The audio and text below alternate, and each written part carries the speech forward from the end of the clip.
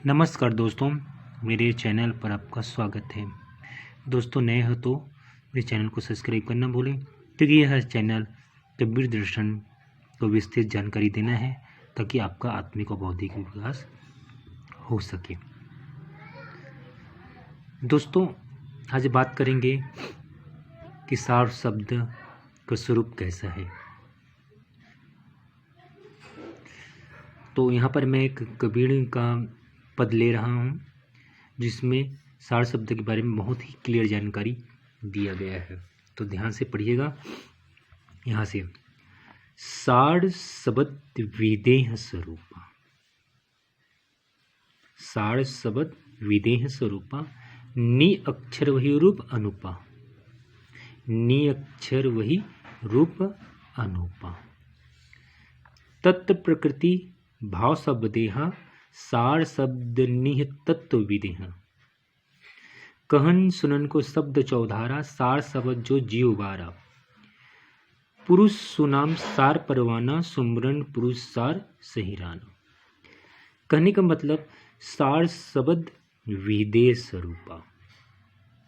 ये बहुत क्लियर हो गया यहाँ पर कि सार शब्द विदेह स्वरूप में है और वही नि अक्षर वही रूप अनुपा। अब उसका रूप क्या है? नि अक्षर।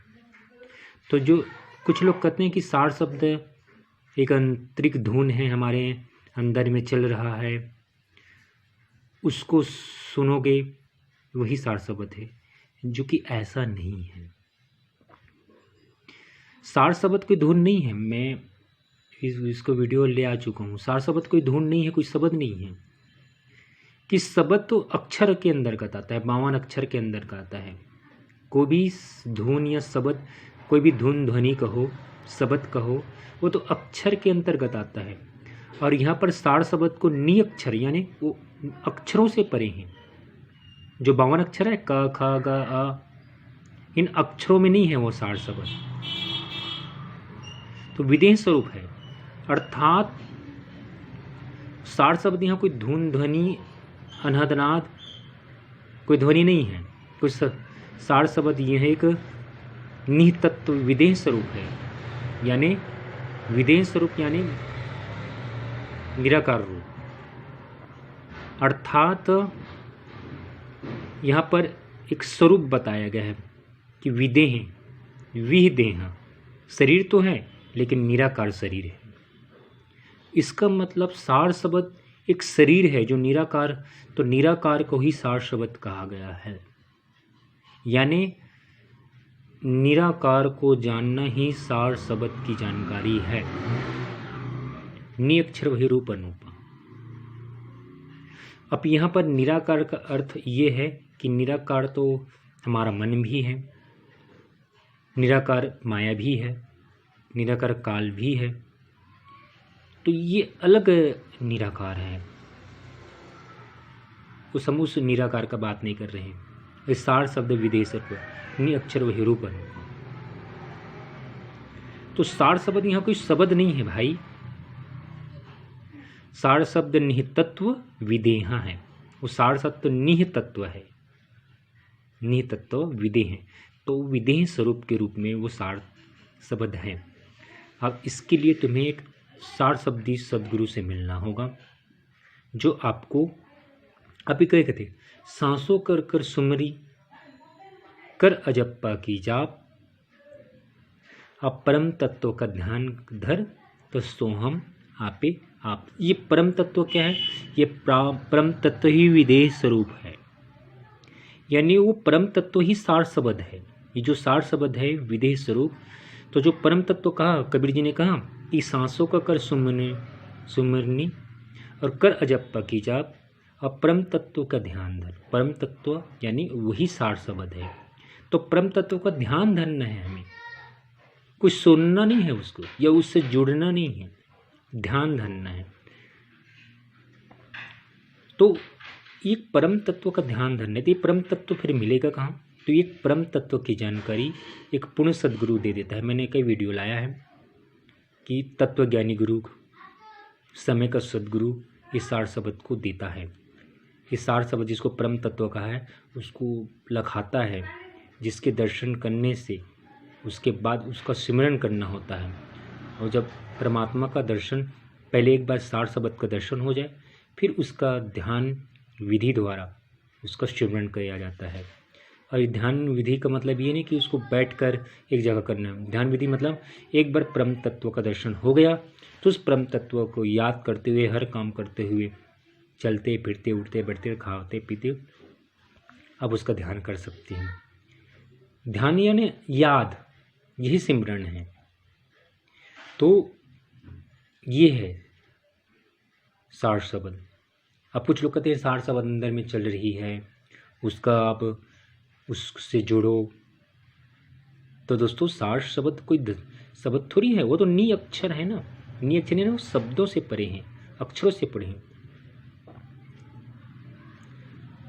तो शब्द और सार शब्द, देखो शब्द, परमात्मा ने इस सृष्टि की रचना शब्द से किया है। परमात्मा ने 16 शब्द का उच्चारण किया था और हर शब्द से एक पुरुष की उत्पत्ति हुई है। इसमें से निरंजन भी एक शब्द से उत्पत्ति हुई है। तो वहाँ पर शब्द और सार शब्द अलग अलग चीज़ हैं। एक वीडियो लाऊंगा मैं, तो थोड़ा संक्षेप में यहाँ जानकारी दूँ। सार शब्द यानी वो शब्दों से परे है, वो नी अक्षर वो शब्दों से परे है। कहा ना, अक्षर 52 माही और नी अक्षर इसमें नहीं।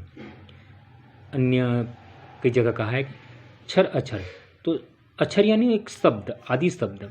तो परमात्मा ने जब सृष्टि की रचना किया था तो एक शब्द से संसार की रचना किया था। लेकिन वो तो संसार को बनाने के लिए शब्द का था, और अगर हम उन शब्दों के साथ जुड़ेंगे तो हम आवागमन में फंसे रहेंगे। क्योंकि जो परमात्मा का शब्द है जिससे सृष्टि का रचना हुआ, उस शब्द देह में आता है। अगर वो शब्द देह में नहीं आता तो फिर संसार की रचना ही नहीं होता। अक्षर से मन उपजे सुनो धर्मदास, नी अक्षर से अक्षर भया, अक्षर किया प्रकाश, तो अक्षर से मन उपजे सुनो धर्मदास। यानी आप अक्षर, जिसको शब्द भी कहा है, अगर उन शब्दों से जुड़ोगे तो आपका आवागमन कभी नहीं मिटेगा। इसलिए यहाँ पर नी अक्षर से जुड़ने की बात है, अक्षर से नहीं, शब्द से नहीं। कहते शब्द से जुड़ो तो मुक्ति होगा, तो शब्द तो अलग अलग शब्द है, अलग अलग शब्द का अलग अलग पुरुष उत्पन्न हुआ। तो यहाँ पर उन शब्दों को हमको नहीं करना है। फिर काल निरंजन का भी 5 शब्द हैं, अ उ मा यंकार बिंदु। तो ये 5 अलग शब्द हुआ। अ उ मा यानी ओम बना इससे, इंकार बिंदु यानी अ उ मा इंकार बिंदु। ये 5 तत्व तो गीता में भी है, 5 शब्द। ये तो अलग है, लेकिन परमात्मा ने और शब्द की रचना की। तो हमको शब्दों से नहीं जुड़ना है, क्योंकि शब्द को परमात्मा ने इसलिए रचा था कि शब्द द्वारा इस सृष्टि का रचना हो सके। लेकिन हमें शब्द से नहीं जुड़ना है भाई, हमें नी अक्षर से जुड़ना है, यानी परमात्मा से जुड़ना है, परमात्मा के शब्द से नहीं जुड़ना है। तो कई लोग परमात्मा के शब्दों में अटका कर लोगों को भटका रहे हैं। कोई सोहम शब्द में अटका रहा है, कोई ओहम में, कोई डंकार में, कोई सिहोहम में, कोई कोहम में, कोई अनाम योहम में, सब अलग अलग शब्दों में उलझा के रखा है। जबकि जितने भी शब्द है वो सृष्टि निर्माता है। कोई आदि सोहम, कोई सोहम। तो ये सब शब्दों में अगर पढ़ोगे तो आपका आवागमन कभी ख़त्म नहीं होगा। इसलिए आपको कहा गया जाप मिटे अजब, अजाप मिटे अनहद भी मर जाए। अनहद का अर्थ होता है शब्द।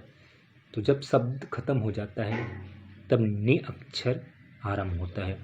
और ये अनहद नाश से परे है, शब्दों से परे है नी अक्षर पुरुष। नी अक्षर पुरुष ही परम पिता परमात्मा सर्वशक्ति है, अक्षरातीत है। और ये नी अक्षर ही सार शब्द है, अभी विदेह स्वरूप में है।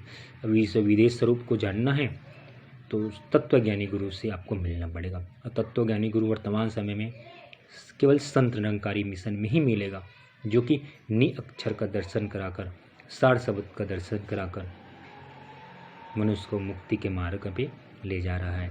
तो दोस्तों वीडियो कैसा लगा, लाइक करेंगे, शेयर करें, अपने कमेंट में ज़रूर बताएंगे। धन्यवाद वीडियो देखने के लिए।